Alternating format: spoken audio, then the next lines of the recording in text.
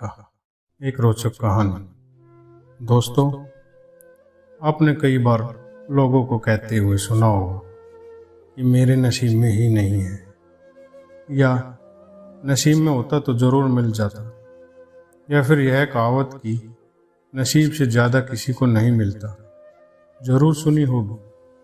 आज मैं नसीब की बात इसलिए कर रहा हूँ क्योंकि आज की कहानी नसीब का लिखा एक रोचक कहानी है, इसी विषय पर आधारित है। इस हिंदी स्टोरी को पूरा जरूर पढ़ें।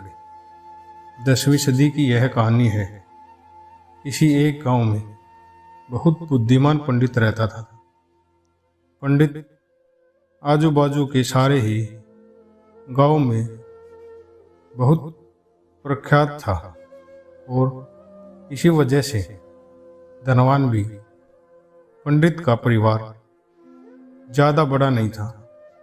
पंडित अपनी पत्नी के साथ अपने बड़े घर में अकेला रहता था क्योंकि पंडित का कोई बेटा था नहीं और एक बेटी थी जिसका विवाह पास के गांव वाले एक लड़के से हो चुका था।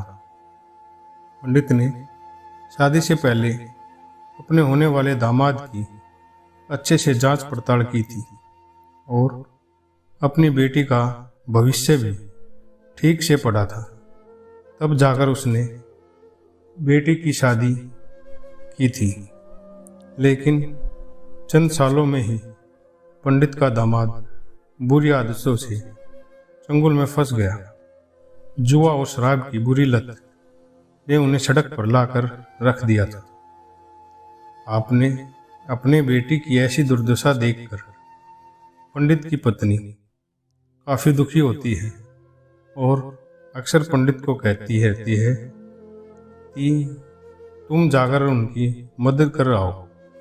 पंडित हमेशा अपनी बीवी को यह कहकर उनकी मदद करने के लिए मना कर देता है था कि अभी कुछ समय तक उनका बुरा वक्त चलना है। हम चाहे कितनी ही कोशिश कर ले, जो उनके नसीब में है नहीं है वह उन्हें नहीं मिल पाएगा। पंडित की ऐसी बातों से उसकी पत्नी काफी दुखी हो जा करती थी और मन ही मन सोचती थी कि कैसा स्वार्थी पिता है, अपनी बेटी को इतने कष्टों में देखकर भी उसकी मदद करने के लिए मना करता है। आखिर भगवान ने जो इतना धन धान्य दिया है उसका क्या करेगा? हमें कोई और औलाद भी तो है नहीं ले दे कर यही एक बेटी है और उसके लिए भी कुछ नहीं करेंगे तो इसके लिए करेंगे। पंडित ऐसा नहीं सोचता था। ऐसा नहीं है कि पंडित अपनी पुत्री से प्रेम नहीं करता था, लेकिन उसने अपनी पुत्री की कुंडली इतने अच्छे से पढ़ी थी और वह यह पहले से ही जानता था कि वह चाहे किसी भी लड़के से शादी करती, लेकिन उसके जीवन में यह समय आने वाला ही था और बिना इसे भुगते उसको छुटकारा नहीं मिलने वाला था। एक दिन खाने पीने के लिए भी मोहताज हो चुके पंडित के बेटी और दामाद उसके घर आए। पंडित ने और उसकी बीवी ने दोनों का खूब आदर सत्कार किया और खूब अच्छा खाना खिलाया। बेटी और दामाद की पंडित से सहायता मांगने की हिम्मत ना हुई, इसलिए वह बिना ही बोले ही वापस अपने घर को लौटने लगे। लेकिन माँ तो माँ होती है। पंडिताइन से रहा नहीं गया और बिना पंडित की इजाजत के उसने चोरी छुपे बूंदी के लड्डू बनाकर उसमें सोने के सिक्के रख दिए और बेटी और दामाद को दे दी ताकि बेटी और दामाद कुछ आर्थिक सहायता हो सके। पंडिताइन यह भी जान गई थी कि बेटी और दामाद शर्म के मारे उनसे मदद नहीं मांग रहे थे, इसलिए उसने बेटी और दामाद को भी लड्डुओं में छिपे सिक्कों के बारे में कुछ नहीं बताया। जाहिर सी बात है कि जब लोग घर पर जाकर लड्डू खाएंगे तो उन्हें इसमें सोने के सिक्के मिल जाएंगे। इस तरह बिना उनके मांगे ही उन तक मदद पहुंच जाएगी। सोचकर पंडिताइन मन ही मन अपने बेटी की मदद करने के लिए खुश होने लगी। पंडित के दामाद और बेटी उन दोनों का आशीर्वाद लेकर अपने घर के तरफ रवाना हो गए। उन दोनों गाड़ियों का तो होता ही नहीं था, घोड़ा गाड़ी या बैलगाड़ी चलती थी। पैसा ना होते तो और चीज़ों की लेन देन से भी व्यवहार होता था।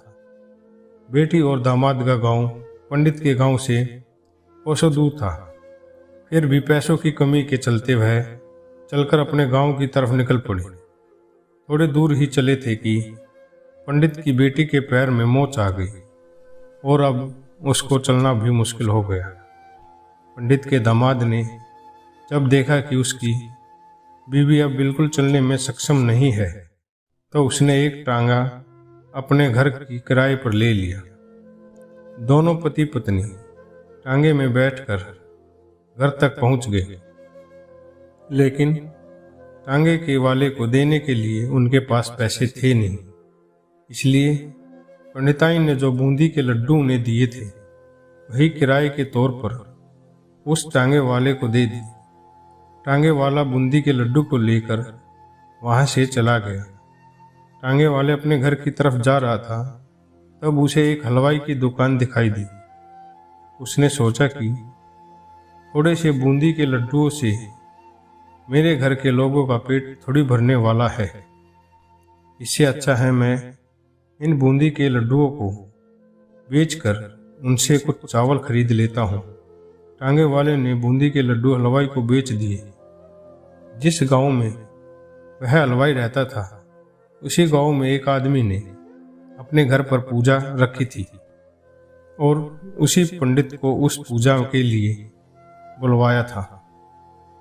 पूजा में लगने वाले प्रसाद के लिए उस आदमी ने उसी हलवाई से बूंदी के लड्डू को लिए जहां पर उस टांगे वाले ने बेचे थे। हलवाई ने भी उस आदमी को टांगे वाले से खरीदे हुए लड्डू ही पहले दिए ताकि वे खराब ना हो जाए, क्योंकि वह नहीं जानता था यह लड्डू कब बने हैं। पूजा खत्म होने पर दक्षिणा और बूंदी के लड्डू लेकर जब पंडित अपने घर आया और खाना खाने बैठा, तो प्रसाद में लाए बूंदी के लड्डू खाते वक्त लड्डू से सोने का सिक्का निकला। इस घटना को देखकर पंडिताइन की आंखों से आंसू बहने लगे। पंडित ने जब पंडिताइन से उसके रोने का कारण पूछा, तो पंडिताइन ने पंडित को सब कुछ बताया और पंडित से उनकी बातों पर भरोसा न करने के लिए माफ़ी मांगी। पंडित ने पंडिताइन के आंसू पोंछते और कहा कि तुम्हारी तरह मैं भी हमारी बेटी को बहुत प्रेम करता हूँ, लेकिन अगर हम उसकी अब मदद करते हैं तो दामाद हमसे हमेशा ऐसे ही मदद की अपेक्षा रखेगा और अपनी बुरी आदतों को कभी नहीं छोड़ेगा। पंडिताइन भी अब पंडित की बातों से सहमत हो गई। 2-3 महीने बीत गए। पंडित के दामाद और बेटी को फिर से एक बार उस घर पर आए और इस बार उनकी परिस्थिति पहले से बेहतर थी, क्योंकि पिछली बार खाली हाथ जाने के बाद दामाद ने नया काम शुरू किया था और अपनी सारी बुरी आदतें भी छोड़ दी। दोस्तों, नसीब का लिखा नहीं बदलता है।